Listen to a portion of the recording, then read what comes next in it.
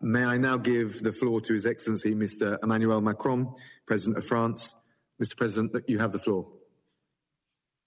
Merci beaucoup, Monsieur le Ministre. Mesdames, Messieurs les Présidents, Mesdames, Messieurs les Premiers ministres, Monsieur le Secrétaire général des Nations Unies, Mesdames, Messieurs et chers amis, je tiens d'abord à remercier le Premier ministre Boris Johnson et le Royaume-Uni d'organiser avec le Secrétaire général cette réunion et de nous accueillir pour la COP26 à Glasgow cette année.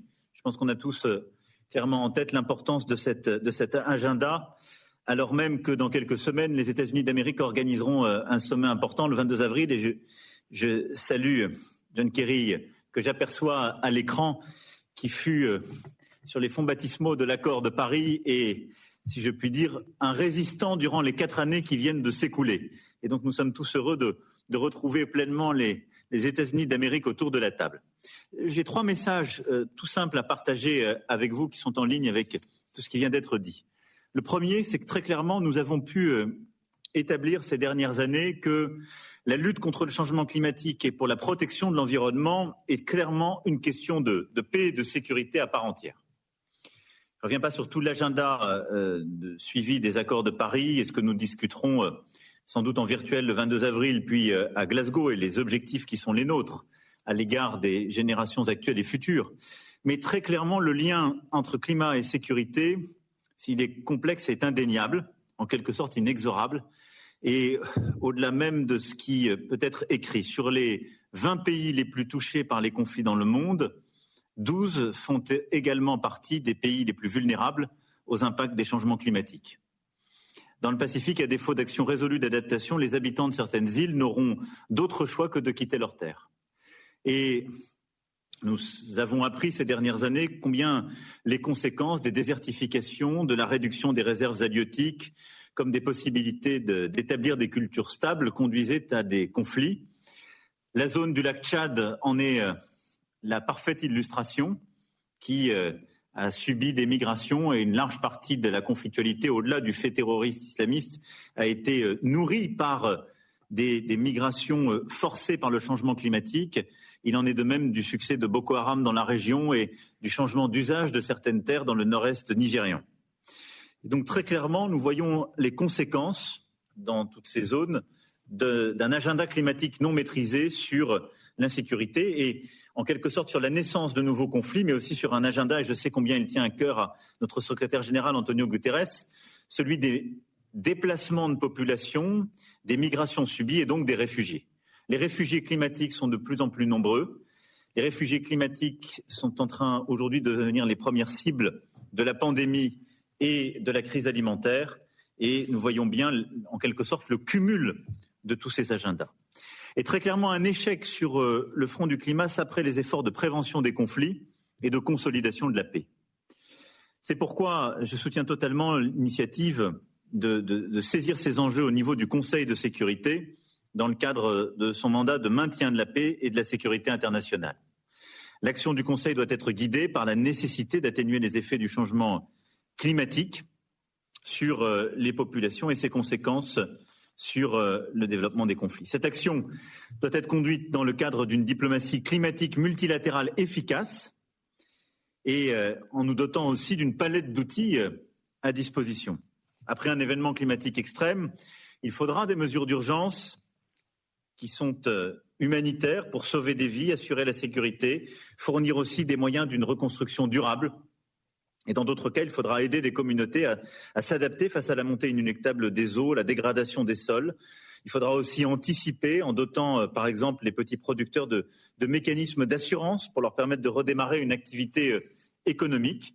Et donc, on le voit bien, c'est un agenda à structurer, un agenda de prévention et d'efficacité qui justifie, d'une part, qu'il soit saisi au niveau du Conseil de sécurité, d'autre part, qui justifie pleinement que nous puissions soutenir la nomination d'un ou d'une envoyée spéciale pour la sécurité climatique pour coordonner tous ces efforts.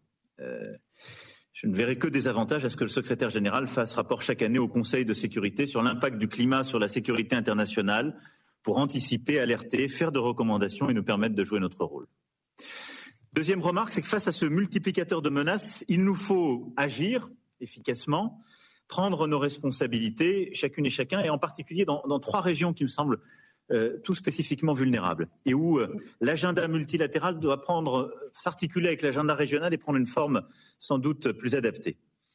Nous le savons, les conséquences du changement climatique sont injustement réparties, et nous devons prendre en compte évidemment ceci dans nos engagements. Il y a un mois, j'ai plaidé pour que la part de la France justement dans la finance climat dédiée à l'adaptation augmente. La France consacrera 2 milliards d'euros par an, soit un tiers de la finance climat, à l'adaptation. Et l'accent doit être particulièrement mis sur plusieurs zones. D'abord l'Afrique. Très clairement, c'est en Afrique, les 2 exemples que je citais tout à l'heure le montraient, que nous avons les conséquences parmi les plus criantes de ce lien climat-sécurité. Le 11 janvier dernier, à l'occasion du One Planet Summit dédié à la biodiversité, nous avons lancé un accélérateur de la Grande Muraille Verte.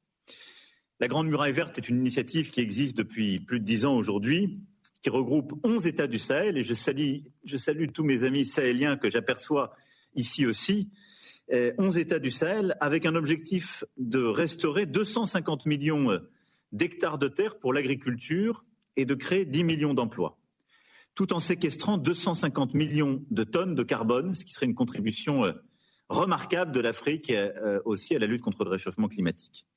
Sur cet agenda-là, nous avons décidé de réinvestir, de remettre de la gouvernance, et nous le savons bien, compte tenu de ce que vivent les pays du Sahel aujourd'hui face à la menace terroriste, nous avons, en accélérant nos réponses pour la biodiversité et contre le réchauffement climatique dans le Sahel, un instrument très concret de la lutte pour le climat et pour la paix, complètement joint. Et c'est exactement le même esprit en Afrique qui a animé toutes les initiatives qui ont été prises pour la forêt tropicale. Je vois la première ministre de Norvège qui est ici et qui a, côté de la chancelière Merkel, joué un rôle fondateur dans cette initiative qui doit continuer de nous animer. Et je pense que c'est exactement cet esprit que nous devons structurer. Et à cet égard, je pense qu'un dialogue accru entre l'Union africaine et les Nations unies serait extrêmement propice à mieux structurer ces instruments et articuler ce débat. C'est exactement la même méthodologie, il me semble, que nous devons retenir au niveau de l'Indo-Pacifique. Nous avons aujourd'hui dans la région Indo-Pacifique, donc Pacifique-Océanie, énormément d'États vulnérables. Nous le savons, des États-nations qui aujourd'hui auront énormément de mal à s'adapter si nous ne brisons pas le cours du réchauffement et des dérèglements climatiques. Les réponses sont à apporter qui sont des conditions à la paix et la stabilité de toute cette région.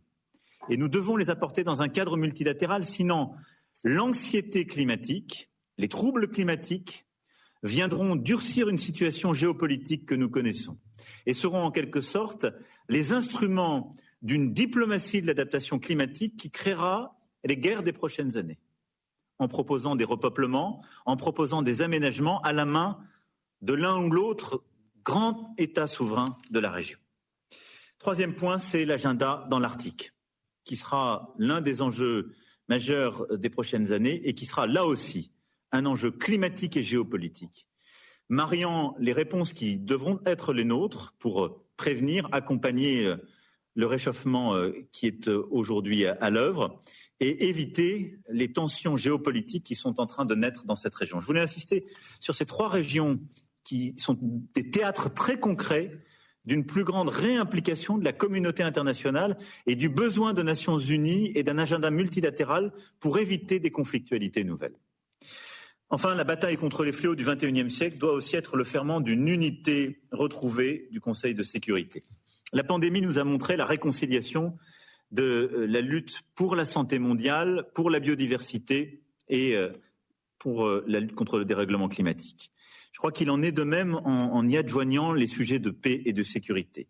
Nous sommes de plus en plus en train de réunifier ces agendas autour de la protection de l'humain et de créer aussi les voies et moyens d'une reconsolidation, en quelque sorte, d'un multilatéralisme efficace et d'une nécessité pour les membres permanents comme pour l'ensemble des membres du Conseil de sécurité de coopérer sur cet agenda concret pour les prochaines années, car il en va non pas de conflits régionaux dont on pourrait accepter qu'ils se dégradent, encore que je pense qu'on ne devrait jamais s'y résoudre, mais il en va de notre santé, de nos vies, de la stabilité de notre planète.